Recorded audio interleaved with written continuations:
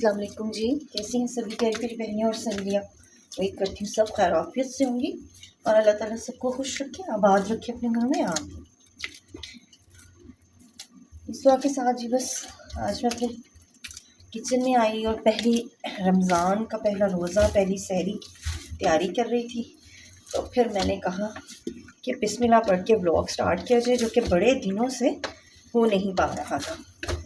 बस जी कुछ personal reasons थी, कुछ कामों के बर्डन ऐसे थे कि बस रब्ता मुमकिन नहीं हो सका। लेकिन इंशाल्लाह अब आपकी बहन आपके साथ रहेंगी। सारी सहरी, सारे रमज़ान सहरी और अफ्तारी हम इंशाल्लाह इकट्ठे ही करेंगे। बस जी बस उठी तो आज कल वैसे ही कामों का बर्डन ज़्यादा था। ये सारे काम वैसे मैं पहले ही रात में करके यूजुअली रखती हूँ, आटा गूंद के हंडिया बना के। लेकिन कल के कामों का बर्डन कुछ ऐसा था, ग्रॉसरी करनी थी, कुछ घर के काम समेटने थे। तो बस जी इस सिलसिले में मेरा ये काम डिले हो गया। तो बस आज जो है मैंने सोचा कि सहरी का काम स्टार्ट कर रही हूँ। 3 बजे का टाइम है, मैं उठ गई हूँ और हंडिया चढ़ाई है मैंने, कीमा भून रही हूँ और जी यहाँ आटा भून रही हूँ। मैंने कहा चलें अकेले जो खड़े होना तो क्यों ना सबसे बातें ही कर ली जाए, ठीक है ना। बस जी आटा भी थोड़ा सा ऐसे नरम करके मैं रख रही हूँ। फिर 10 मिनट बाद फिर हम थोड़ा इसको गूंदेंगे तो ये बहुत अच्छा इसका फाइन रिज़ल्ट आएगा। जी तो 10 मिनट के बाद दोबारा मैं वापस आई। 2-3 दफ़ा मैंने फिर से आटे को जो है वो गूंदा और फिर इसको मैं एयर टाइट बॉक्स में डाल के सेट होने के लिए ज़रा रख दूँगी। तो इससे आटा बहुत अच्छे से फिर जब इसके पेड़े करते हैं और रोटियां बनाते हैं तो बहुत फ्लफ़ी सी और अच्छी रोटियां बनती हैं। तो बस मैं यहाँ पे हाँ जी थोड़ा सा ये भी आपसे शेयर करूँगी कि कल मेरा किचन किस कदर बिखरा हुआ था। तो मैं आपको दिखाती हूँ, देखेंगे आप। यहाँ पे मैंने वो वीडियोस जो थी वो बना ली थी कि मैं अपनी सिस्टर्स के साथ शेयर करूँगी कि जब किचन बिखरा हुआ होता है तो उसकी क्या हालत होती है और जब समेट लेते हैं तो फिर आपको कितना अच्छा लग रहा होता है।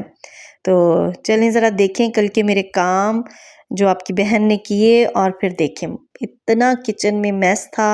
हंडिया भी चढ़ाई हुई थी और फिर उसके बाद क्या है, फ्रिज भी साफ़ करने के लिए मैंने सारी चीज़ें फ्रिज की निकली हुई थी और बस बर्तन धुलने वाले थे और साथ साथ। और ये देखें माशाल्लाह माशाल्लाह से फिर इतनी मेहनत करने के बाद सारा किचन मैंने इतना प्यारा नीट क्लीन किया कि मेरी आंखों को इतना प्यारा लग रहा था।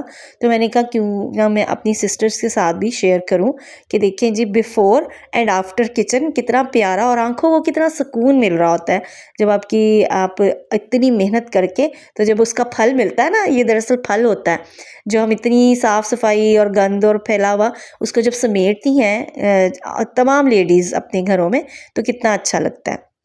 तो बस जी यहाँ पे ये कीमा था तो इसकी भुनाई जो थी मैं वो कर रही थी। बस यहाँ पे भून के मैंने थोड़ी देर इसको दम पे लगाया और बस नेक्स्ट मेरा जो काम था सहरी में वो पराठों का था। तो पराठे बनाने से पहले सबसे पहले ना उसके पेड़े कर लिए जाए ना तो वो बहुत इजी रहते हैं उसको करना। तो ये पेड़े सिंपल मैंने बना के तो पहले रख लिए।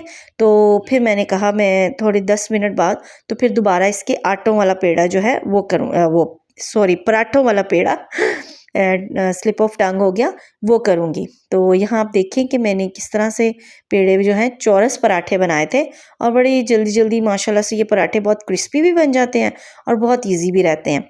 तो इसलिए मैंने सारे जो पेड़े थे वो यही चौरस पराठे ही मैंने बनाए थे। तो सब ने एक एक पराठा लेना था और एक एक सादी रोटी लेनी थी। तो इस वजह से मैंने सबका एक एक पराठा और एक एक सादी रोटी बनाई थी जी। तो माशाल्लाह सहरी का टाइम और इतनी रूहानियत होती है और इतना खूबसूरत सब कुछ लग रहा होता है कि बस बहुत ही अच्छा लग रहा होता है।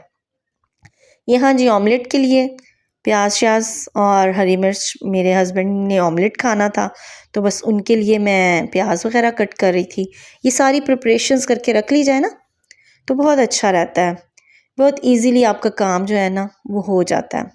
तो बस मैंने कहा पराठे, फिर अब पराठों के पेड़े हो गए, उनको भी रेस्ट मिल जाएगा, तो उधर ऑमलेट के लिए भी प्याज और हरी मिर्च कट हो जाएगी। तो फिर जनाब आपका काम जो है वो बस पराठे बनाए, ऑमलेट बनाए और चटापट अपने काम को आप फिनिश कर लें।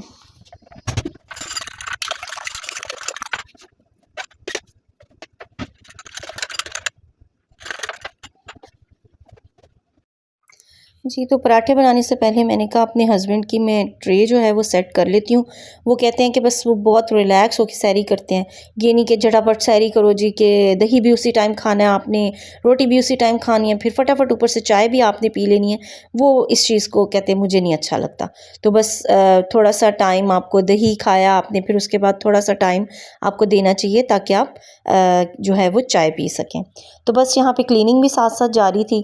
और जो अंडा ऑमलेट मैंने बनाया का मटेरियल मैंने बनाया था अंडे का, वो बस ऑमलेट सबसे पहले मैंने बनाया।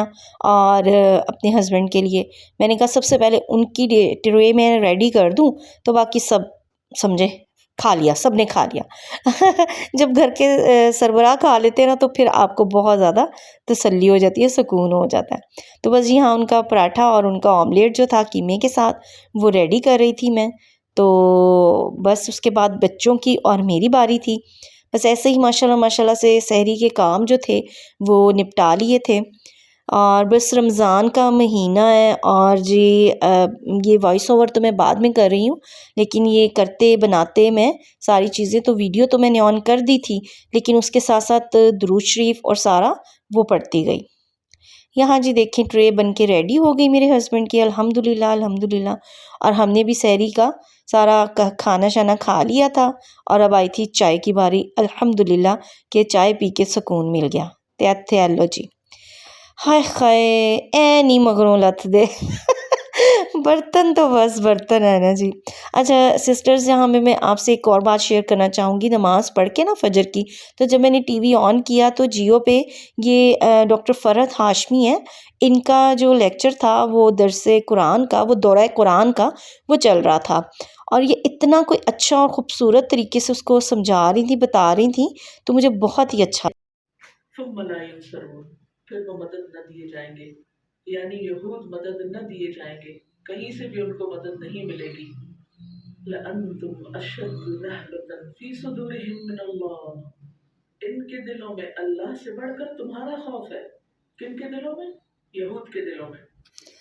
जी सिस्टर्स, ये मैंने इसलिए आपसे शेयर किया है कि मेरी तरह जो बहनें नहीं जा सकती दौरा कुरान के लिए, घरों के काम और कुछ सिलसिले ऐसे होते हैं, अकेले करना पड़ता है सब कुछ, तो वो घर पर ही बैठे ही ये सुन लें और इससे मुस्तफ़ीद होकर हमें भी कुछ कुरान की समझ और बूझ हासिल हो, और घर बैठे हमारा भी दौरा कुरान जो है वो माशाल्लाह उसका सिलसिला भी कंप्लीट हो जाए।